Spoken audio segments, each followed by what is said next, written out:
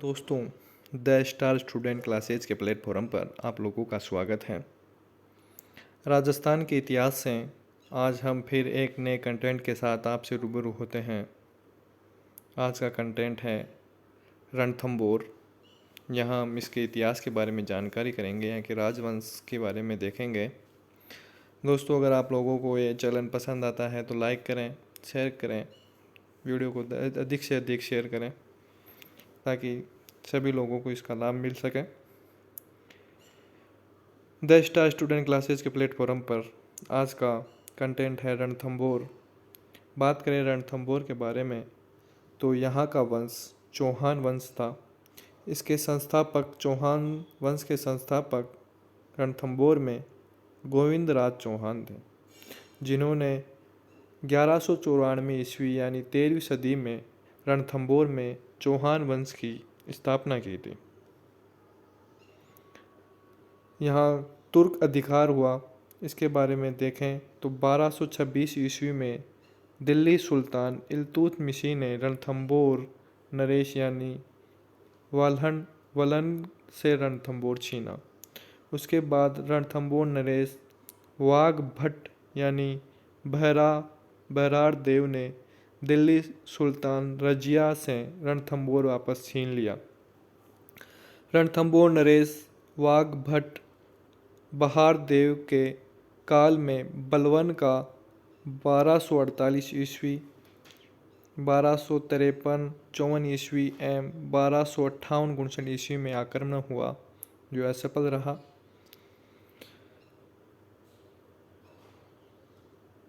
रणथंभौर में अंतिम नरेश चौहान वंश के हमीर देव चौहान रहे। दोस्तों, 13वीं सदी में पृथ्वीराज चौहान के बेटे गोविंदराज चौहान ने रणथंभौर में चौहान राज्य की स्थापना की थी। यहाँ कुछ शासक हुए, उनके बारे में देखें। गोविंदराज चौहान ने 1194 ई में रणथंभौर में चौहान वंश की स्थापना की। रणथंभौर के चौहान वंश का संस्थापक मूल पुरुष एवं आदि पुरुष गोविंदराज चौहान को कहा जाता है। नोट इम्पोर्टेंट बात, गोविंदराज के बाद उत्तराधिकारी वल्हण, उनके बाद प्रहलादन, फिर वीर नारायण यहाँ के शासक हुए। बात करें वीर नारायण चौहान की, इसने दिल्ली के सुल्तान इल्तुतमिश से युद्ध किया था। वीर नारायण ने इल्तुतमिश को हरा दिया, लेकिन कालांतर में इल्तुतमिशी ने दिल्ली बुलाकर वीर नारायण की हत्या कर दी। दोस्तों, वीर नारायण के बाद वहाँ चौहान शासक वाघ भट्ट रणथंभौर के शासक बने। वीर नारायण के बाद वाघ भट्ट रणथंभौर के चौहान शासक बने। इन्होंने दिल्ली के सुल्तान नसरुद्दीन मोहम्मद को हराया था।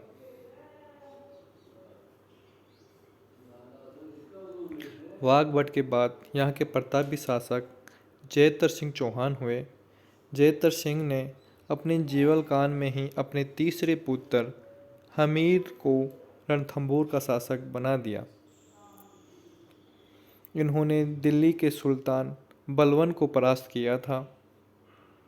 शासनकाल इनका 32 वर्षों का शासनकाल रहा।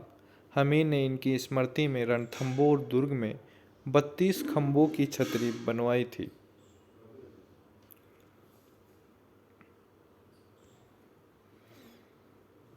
जयतर सिंह के बाद उनका पुत्र हमीर देव चौहान रणथंभौर के शासक बने।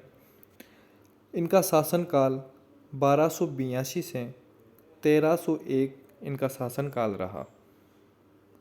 इनके पिता जयतर सिंह चौहान थे। माता की बात करें तो हीरा देवी इनकी माता थी। पत्नी की बात करें तो महारानी रंगा देवी इनकी पत्नी थी एवं इनके एक पुत्री देवल दे इनकी पुत्री थी। हमीर देव इमेज में भी देख सकते हैं, हाँ, हमीर देव। इनकी उपाधियों की बात करें तो इन्हें हठी शासक भी कहा जाता था। इनके बारे में एक दोहा, सिंह सवन सतपुरुष वचन, कदलन फतल इक बार, तिरिया तेल हमीर हट, चढ़े न दूजी पार। इनकी हट के बारे में ये दुआ कहा गया था। इन्हें 16 युद्धों का विजेता कहा जाता है। दोस्तों, कहा जाता है कि इन्होंने अपने जीवन काल में 17 युद्ध लड़े थे, जिनमें से 16 युद्धों का इन्होंने विजय प्राप्त की। इन्हें शाकंभरी नरेश भी कहा जाता है। आचार्य बृहस्पति द्वारा इन्हें शाकंभरी नरेश कहा गया। ये इनकी उपाधियां हैं।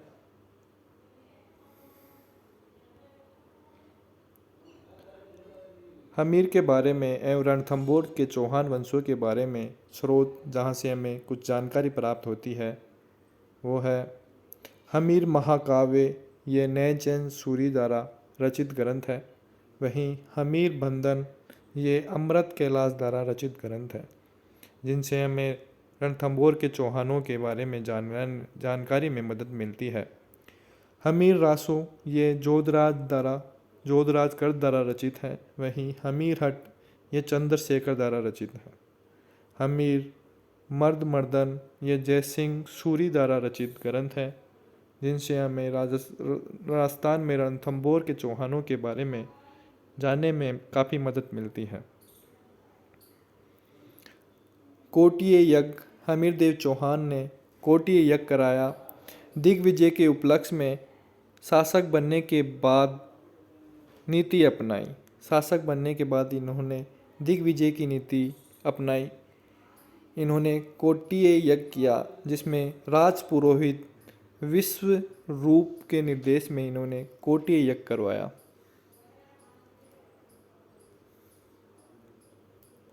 बात करें हमीर देव के गुरु की तो इनके गुरु राघव देव इनके गुरु थे। इनके आश्रित कवि की बात करें तो विजयादित्य इनके आश्रित कवि थे। इनके द्वारा स्वरचित संगीत ग्रंथ संगारहार हमीर देव चौहान द्वारा स्ववित रचित ग्रंथ है।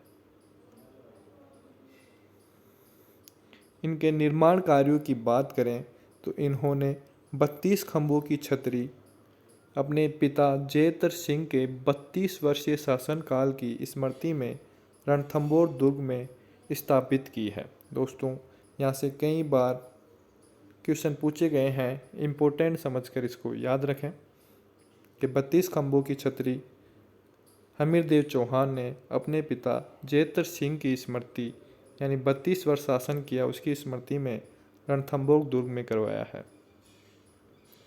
दोस्तों, रणथंभौर पर हमीर देव चौहान के शासनकाल में जलालुद्दीन फिरोज खिलजी का आक्रमण हुआ। इन्होंने 1290 ई में आक्रमण किया। जलालुद्दीन खिलजी ने झाइन के दुर्ग में श्रीपंत दुर्ग पर आक्रमण कर हमीर देव चौहान के सेनापति गुरुदास सैनी को हराकर झाइन पर कब्जा कर लिया। उसके बाद 1292 में जलालुद्दीन खिलजी के रणथंभौर आक्रमण को हमीर देव विफल कर देता है। इस विफलता के बाद जलालुद्दीन खिलजी ने कहा था कि मैं ऐसे सैकड़ों किलो को मुसलमान के एक बाल के बराबर का भी महत्व नहीं देता हूँ। दोस्तों, कहा जाता है कि रणथंभौर के किले के चारों तरफ जलालुद्दीन घेरा डाल के बैठा रहता है एंड इसको कोई सफलता नहीं मिलती। आखिर में ये परेशान होकर ये दुआ कहता है कि मैं ऐसे सैकड़ों किलो को मुसलमान के एक बाल के बराबर का भी महत्व नहीं देता।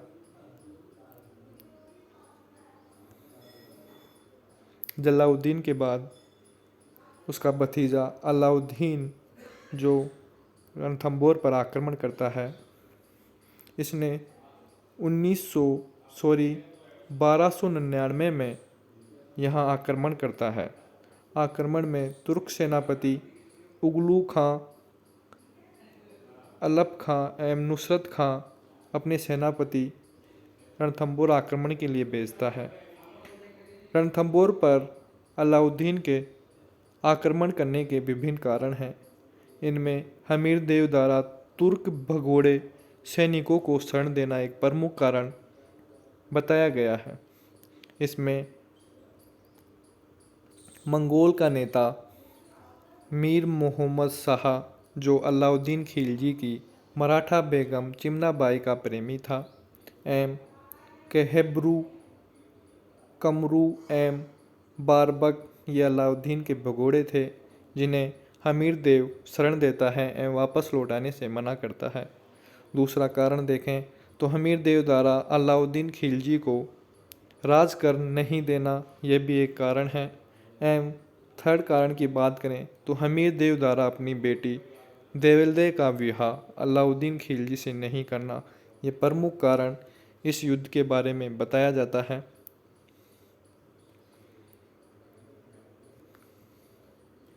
इन सब कारणों के बाद अलाउद्दीन की सेना हिंदुवाती घाटी युद्ध 1300 ईस्वी में लड़ा जाता है। इसमें अलाउद्दीन की सेना में इनके सेनापति नुसरत खां एवं उगलू खां, अल्पू खां अलाउद्दीन की तरफ से आते हैं। वहीं हमीर देव की चौहान की तरफ से इनके सेनापति भीम सिंह एवं धर्म सिंह यहाँ युद्ध में लड़ने आते हैं। दोस्तों, कहा जाता है कि अलाउद्दीन के सेनापति नुसरत खां एवं उगलू खां, इन्होंने बनास नदी के किनारे पर अपना डेरा डाल के रखते हैं एवं भीम सिंह, धर्म सिंह इन पर भीषण आक्रमण करते हैं एवं इनकी सेना को खदेड़ कर बेच देते हैं एवं काफ़ी माल लूट कर अपने पास रख लेते हैं। इनमें से धर्म सिंह माल का लूटा हुआ सामान रणथंबोर लेकर आ जाते हैं। वहीं भीम सिंह धीरे धीरे वहां आता है। इस युद्ध में नुसरत खां मारा जाता है। उसके बाद अल्पन खां भीम सिंह की एक टुकड़ी के पीछे जाते हुए उनको वहीं पर मार देते हैं और भीम सिंह भी वहां वीर गति को प्राप्त हो जाता है। दोस्तों, कहा जाता है कि धर्म सिंह को हमीर सिंह इस युद्ध में भीम सिंह की मृत्यु का कारण बताते हुए इनको सजा दी जाती है। इस युद्ध में कहा जाता है कि हमीर देव चौहान की विजय होती है। इस विजय के बाद अलाउद्दीन खिलजी ने एक दूत हमीर देव चौहान को समझाने के लिए भेजा। उस दूत को हमीर देव चौहान कहते हैं, मैं युद्ध के मैदान में सुल्तान के शरीर पर अपनी तलवार के वार से सुल्तान द्वारा मुझसे मांगी गई स्वर्ण मोहरों की संख्या के बराबर घाव करने को तैयार हूँ। ऐसा कहकर वो हमीर देव अपने अलाउद्दीन खिलजी के तुर्क दूत यानी मोलहन, जिन्हें मेहलनसी देव कहते हैं, को वापस कहते हुए भेज देते हैं। एवं इसके बाद रणथंबोर का भयानक युद्ध, जिसे राजस्थान का प्रथम शाखा कहते हैं, वह युद्ध अलाउद्दीन खिलजी द्वारा रणथंबोर दुर्ग की घेराबंदी के लिए स्वयं उपस्थित होना 1301 ईस्वी में। इसमें अलाउद्दीन खिलजी वर्सेस हमीर देव चौहान होते हैं। यह राजस्थान का प्रथम शाखा होता है जो 11 जुलाई 1301 ई को होता है। इसमें महारानी रंगा देवी के नेतृत्व में यहाँ रणथंबोर में जोहर होता है। हमीर देव चौहान की पुत्री राजकुमारी देवलदे द्वारा जल जोहर, पद्म तालाब में जल जोहर, ये जोहर से एक दिन पूर्व जल जोहर होता है। दोस्तों, हमीर देव के नेतृत्व में सभी सैनिकों ने केसरिया किया एवं लड़ते हुए वीर गति को प्राप्त हुए।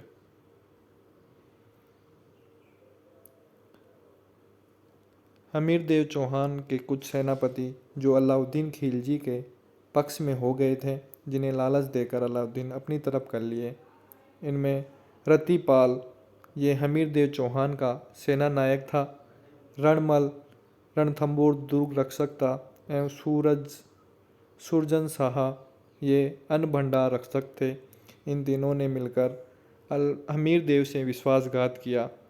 इसके बाद अलाउद्दीन द्वारा रतिपाल व रणमल की हत्या ये कहते हुए कर दी कि तुम अपने ही राजा के नहीं हुए तो मेरे क्या होंगे। ये कहते हुए अलाउद्दीन ने रतिपाल एवं रणमल की वापस हत्या कर दी।